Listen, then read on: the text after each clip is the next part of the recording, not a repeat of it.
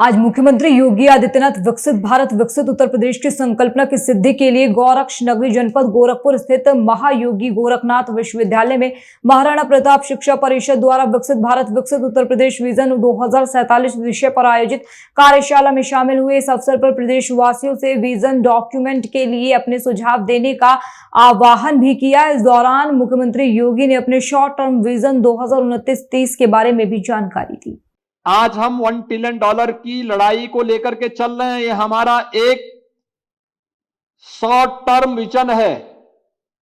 29-30 में हम इसे अचीव करेंगे, लेकिन 35-36 में क्या? 35-36 में उत्तर प्रदेश का विजन होगा कि उत्तर प्रदेश एक नहीं तब $3 ट्रिलियन की इकोनॉमी होगा, $3 ट्रिलियन की इकोनॉमी होगा। 47 क्या?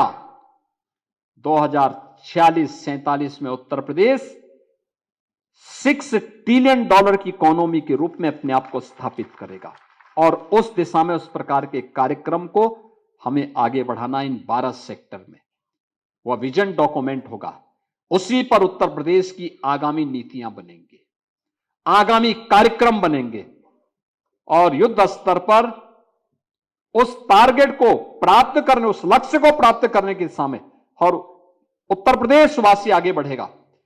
इसी आह्वान के साथ मैं आप सबके पास आया हूं, आपसे कहने के लिए कि आप में से हर व्यक्ति उन 12 सेक्टर में अपने सुझाव को जरूर दें।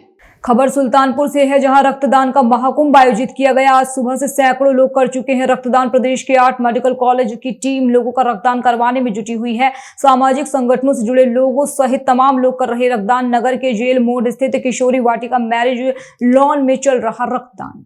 खबर हरिद्वार से है, जहां पितृ विसर्जन अमावस के मौके पर हरिद्वार के नारायणी शिला मंदिर में श्रद्धालुओं की भीड़ उमड़ रही है। पितृ विसर्जन अमावस पर दिवंगत पितरों का सामूहिक रूप से श्राद्ध कर उनके मोक्ष की कामना की जाती है। हरिद्वार के नारायणी शिला मंदिर में श्राद्ध और तर्पण करने का विषय महत्व पुराणों में बताया गया है, इसलिए दूर दूर से श्रद्धालु नारायणी शिला मंदिर पहुंच रहे हैं। भीड़ नियंत्रण और यातायात प्रबंधन के लिए पुलिस को खासी मशक्कत करनी पड़ रही है। शहर में ट्रैफिक रूट को डाइवर्ट किया गया, वहीं भारी वाहनों के प्रवेश पर भी रोक लगाई गई। ना हो तो हरिद्वार जैसे तीर्थ नगरी पे यहाँ पर ये सारी विधियां पूर्ण हो जाती हैं, और हरिद्वार में नारायण शिला मंदिर तो एक ऐसा सुंदर स्थान है, किसी भी लोक में पड़ा हुआ पितृ हो, यहाँ श्राद्ध करने से मुक्ति पाकर, अधोगति से मुक्त होकर वो पितरों में चला जाता है, उच्च पद को प्राप्त कर लेता है, अन्यथा उसका मोक्ष हो जाता है। स्पष्ट वर्णन आया है, हरिद्वारे पश्चिमी दिग्भागे शिला परम पावनी, नामना नारायणी ख्याता सर्व पाप प्रणाशिनी। कहने का मुख्य कारण है कि पितरों की शांति के लिए यहाँ पर पंच नारायण बलि अनुष्ठान किया जाता है, जिसमें आप अपनी पितरों की शांति के लिए अनुष्ठान कराने के लिए दूर देश से भी लोग यहाँ पर आते हैं और अपने पितरों को जो है शांति प्रदान हो, इसी के लिए कार्य यहाँ पर किए जाते हैं। जैसे पंचनारायण बलि, त्रिपिंडी श्राद्ध हो गया, उसमें जो है लगभग सभी प्रकार की पूजाएं की जाती हैं जो भी पितरों के लिए हैं। जैसे त्रिपिंडी श्राद्ध में 3 पिंड बनाकर पितरों को मोक्ष के लिए जो है किया जाता है, पितरों के लिए कार्य। खबर कन्नौज से है, जहां तेज रफ्तार बस आलू लदी डीसीएम से ठुक गई। अचानक हुए हादसे के चलते एक यात्री की मौके पर ही मौत हो गई। बस और कार की करीब 40 सवारियां घायल हुई। सूचना पर पहुंची पुलिस की टीम ने शव और घायलों को मेडिकल कॉलेज भेजा। तिरवा कोतवाली क्षेत्र के पास लखनऊ आगरा एक्सप्रेसवे पर तड़के हुआ हादसा। घटना की जानकारी मिलते ही डीएम एसपी मौके पर पहुंचे। मेडिकल कॉलेज पहुंचे डीएम ने बेहतरीन इलाज के निर्देश दिए। दिल्ली के सवारियां लेकर बलिया जा रही थी प्राइवेट बस।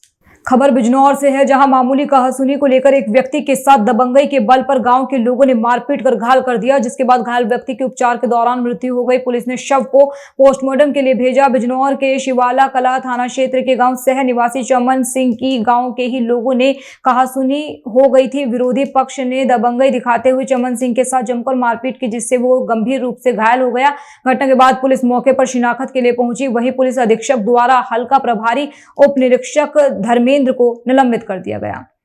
ग्राम से थाना शिवाला कला में राजन नाम के एक व्यक्ति द्वारा यह सूचना दी गई कि उनके पिता चमन सिंह के साथ हरदीप व अन्य कुछ व्यक्तियों ने मारपीट की है और उपचार के दौरान अस्पताल ले जाते समय उनकी मृत्यु हो गई है। इस पर तत्काल हरदीप व 3 अन्य व्यक्तियों के विरुद्ध अभियोग पंजीकृत किया गया है।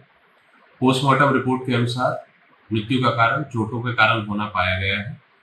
अभियुक्तों की यथाशीघ्र गिरफ्तारी के प्रयास किए जा रहे हैं। संपूर्ण प्रकरण में हल्का प्रभारी उप निरीक्षक धर्मेंद्र को निलंबित किया गया है। खबर बिजनौर से है, जहां बिजली चोरी करने का मुकदमा लिखे जाने से नाराज व्यक्ति ने विद्युत विभाग के एसडीओ के साथ उनके ऑफिस में दबंगई दिखाते हुए उनके साथ जमकर मारपीट की। एसडीओ का आरोप है तमंचा दिखाकर उनको ऑफिस से उठाकर ले जाने का भी प्रयास किया गया। बिजली चोरी पकड़ी जाने और बिजली चोरी का मुकदमा दर्ज होने से नाराज एक व्यक्ति ने अपने साथियों के साथ मिलकर एसडीओ के साथ जमकर मारपीट कर उन्हें घायल कर दिया। वहीं पुलिस ने मुकदमा दर्ज कर 4 आरोपियों को वाहन सहित हिरासत में लिया। आज लगभग 3:30 बजे मैं अपने ऑफिस पर बैठकर नियमित रूप से कार्य कर रहा था। उसमें उसके बाद लगभग 3:30 बजे 2 गाड़ियों में भरकर 7 से 8 लोग आए और ऑफिस में आकर गाली गलौज करने लगे और मारपीट मेरे साथ की। उन्होंने बंदूक की तान दी ऊपर ही और जबरदस्ती मुझे उठाकर अपनी गाड़ियों में भरने लगे। हमारे स्टाफ के द्वारा जब ये देखा गया शोर मचाएगा तो मुझे छोड़कर वो भागे। उसके बाद पुलिस में तहरीर दी गई है और FIR दर्ज अभी वर्तमान में हो चुकी है। अभी मेडिकल कराया जा रहा है।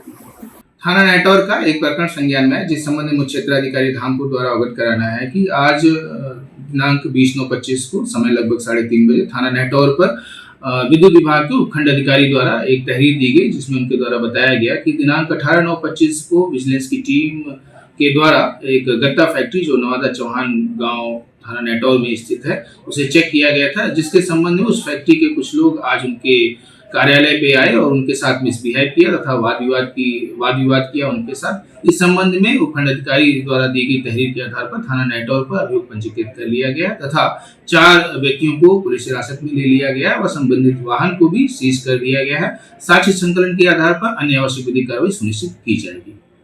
खबर गाजियाबाद से है, जहां एनकाउंटर में 50,000 का इनामी बदमाश मारा गया। गाजियाबाद में अनिल दुजाना गैंग का कुख्यात बदमाश बलराम ठाकुर और गाजियाबाद क्राइम ब्रांच स्वाट टीम की मुठभेड़ हुई। 50,000 का था इनामी बदमाश 2 दिन पहले गाजियाबाद में मदन स्वीट और एक लोहा कारोबारी मालिक से मांगी थी लाखों की रंगदारी। पुलिस की गोली से गंभीर रूप से घायल हुआ बदमाश अस्पताल में गया।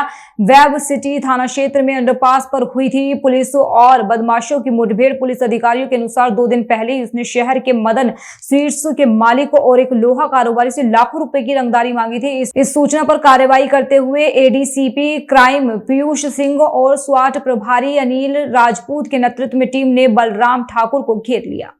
खबर सुल्तानपुर से है, जहां बीती रात एक सीआर ने हमला कर करीब आधा दर्जन से ज्यादा ग्रामीणों और 3 पशुओं को घायल कर दिया। वही सूचना पर पुलिस और वन विभाग एक्टिव हो गया। कुड़वार थाना क्षेत्र के बेला पश्चिम गांव का ये मामला है। इस गांव में बीती रात सीआर ने ऐसा आतंक मचाया कि ग्रामीणों की हालत खराब हो गई। सीआर के हमले से गांव के संजय, कैलाश, भारती, दीपक, आशा घायल हो गए। वहीं गांव के 3 जानवर भी इस सीआर के शिकार हुए। घटना के बाद पूरे गांव में दहशत का माहौल है। स्थानीय लोगों ने तत्काल पुलिस और वन विभाग को सूचना दी। मौके पर पुलिस पहुंची, जबकि वन विभाग अभी भी जांच की बात कर रहा है। खबर गाजियाबाद से है, जहां इंदिरापुरम थाना पुलिस और स्वाट टीम ट्रांस हिडन जोन ने संयुक्त कार्रवाई करते हुए दिल्ली एनसीआर में सक्रिय अंतरराज्यीय कार चोरी गिरोह का भंडाफोड़ किया। पुलिस ने मुठभेड़ के बाद गिरोह के 2 छात्र बदमाशों को गिरफ्तार कर लिया। गिरफ्तार बदमाशों के कब्जे से एक अवैध तमंचा, 2 खोखा कारतूस, 2 जिंदा कारतूस और चोरी की गई 2 कारें, एक फॉर्च्यूनर और एक स्विफ्ट बरामद की गई। फिलहाल दोनों आरोपियों पर विभिन्न धाराओं में मुकदमा दर्ज कर आगे की कानूनी कार्रवाई की जा रही है और पुलिस इस गिरोह के बाकी सदस्यों की तलाश में जुटी हुई है।